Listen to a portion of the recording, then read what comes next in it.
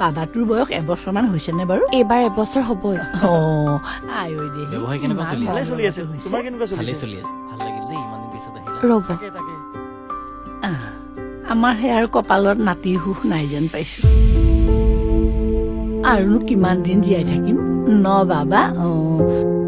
তোমালোকে কথা পাতা, মই ইয়াৰ লগত অকণমান খেলি আহোঁ দেই। ব'লা।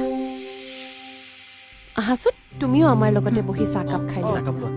লোৱা, ময়ে দি দিছো।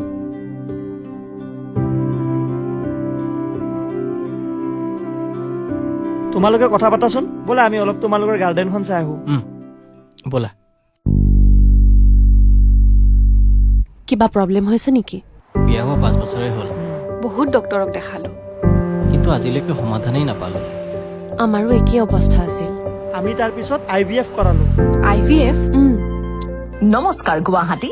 সন্তান লাভৰ সপোন যদি কঠিন হৈ পৰিছে, আশা এৰি নিদিব।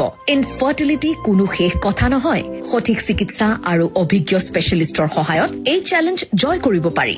আধুনিক IVF, IUI, ফাৰ্টিলিটি কনচালটেশ্যন আৰু পাৰ্চনেলাইজ কেয়াৰৰ বাবে আহক pride IVF centre, N initiative of Medicity Guwahati.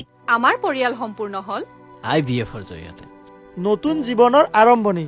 Pride IVF। Pride IVF centre. প্ৰতিটো সপোনে পাব লাগে এটা মৰম লগা আৰম্ভণি।